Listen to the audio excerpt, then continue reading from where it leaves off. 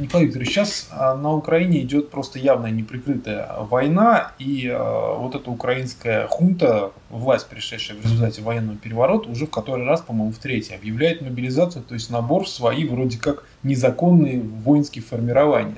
А что простым людям делать? Слушаться этого, не слушаться этого? Как им поступать? Это вопрос очень серьезный. На самом деле вопрос, я бы сказал, фундаментальный, и сейчас его задают очень много людей в письмах. Ситуация такова. Действительно, третья волна мобилизации происходит на Украине. Ну, во-первых, я хочу напомнить, что мобилизация всегда предшествует войне. Я имею в виду сейчас не гражданскую войну, которая, к сожалению, происходит рядом с нашими границами. Я имею в виду войну между государствами. Когда одно государство последовательно осуществляет мобилизации, как показывает опыт той же самой Первой мировой войны, это, к сожалению, может привести к целой цепи самоорганизующихся событий, которые приводят уже к конфликту между государствами. Так что мобилизация – это очень серьезная вещь, ее нельзя проводить просто так.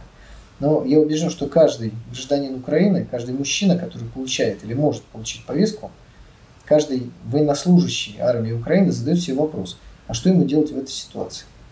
Я убежден, что на войну хотят идти единицы, может быть десятки, может быть несколько сотен отмороженных боевиков.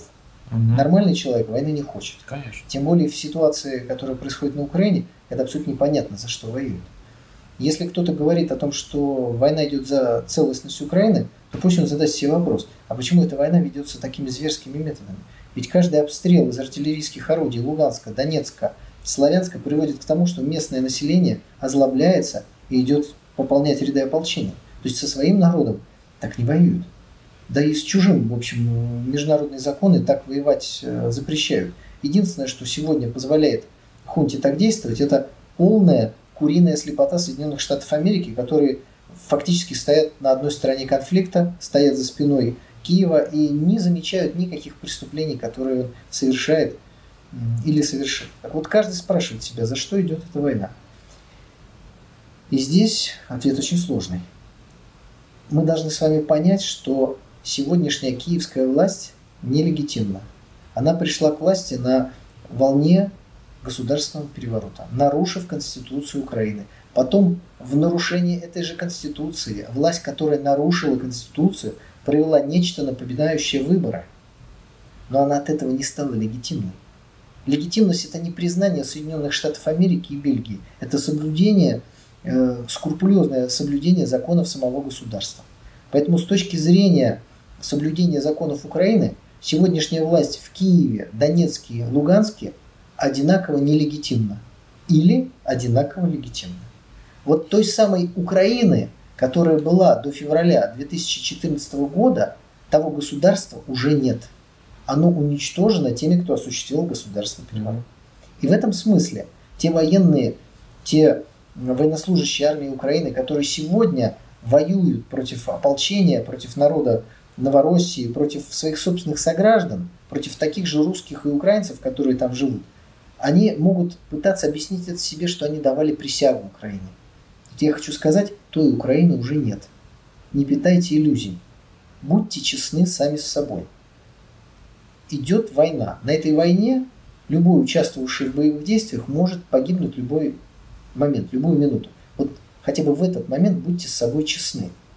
Нет той присяги, нет того государства, которому давалась присяга.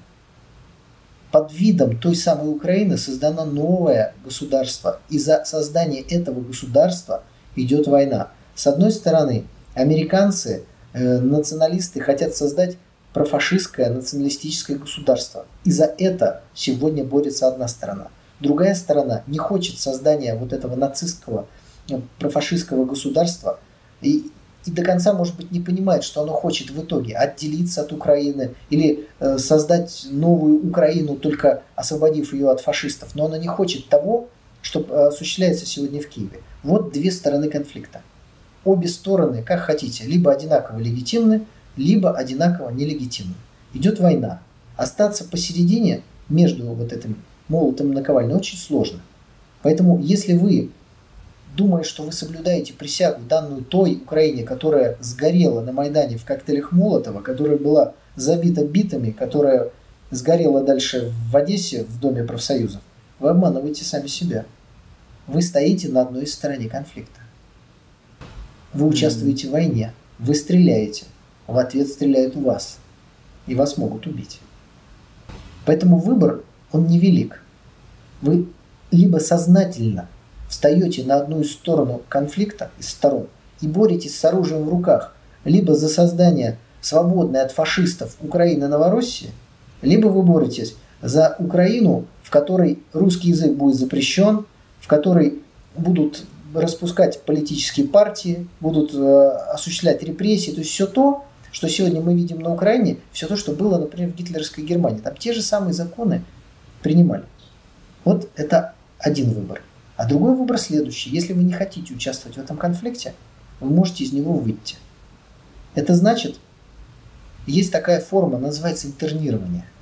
Это когда вооруженные люди в стране, где идет вооруженный конфликт, выходят на границу соседнего нейтрального государства, сдают оружие и переходят на территорию этого государства. Обязательное условие – сдача оружия. Делается это для того, чтобы ни одна из сторон конфликта не могла обвинить вот это нейтральное государство в каком-либо участии в этом конфликте. То есть эти военнослужащие, эти гражданские лица, эти боевики, неважно кто, оставляют оружие, переходят на территорию соседнего государства, они являются интернированными лицами. Они находятся под охраной в определенных местах, у них есть определенные права, о которых говорит Женевская конвенция 1949 года. Они находятся на территории страны до окончания военного конфликта. После этого они освобождаются, они не являются ни военнопленными, не являются ни какими-то лицами, пораженными в правах, они возвращаются на свою родину, где уже закончился конфликт. Поэтому у всех есть только два варианта. Либо участвовать в войне на одной из сторон, стрелять, убивать и рисковать быть убитым, либо просто выйти из конфликта, интернироваться на территории соседнего государства. России, Польши, какого угодно. Вот тот выбор, который сегодня существует. К сожалению, война – это очень жестокая штука, она другого выбора не оставляет. Но еще раз хочу подчеркнуть, будьте честными сами с собой. Присяга для человека русского, а для меня и украинец, и русский – это одно и то же. Это, конечно же, святое. Но вы должны понимать, что ту присягу, которую вы дали, сегодня используют для того, чтобы осуществить кровавую братоубийственную войну. Нет той Украины, которой вы давали присягу.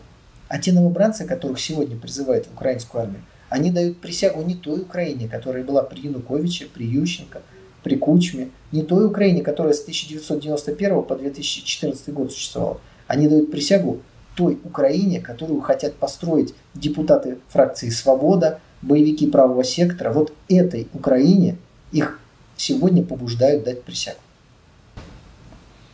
Понятно. Ну, тогда получается немного. Либо ты воюешь за кого-то, либо ты убегаешь. Либо ты выходишь из конфликта. Потому что когда происходит братоубийственная война, многие просто в принципе не хотят и не могут в ней участвовать.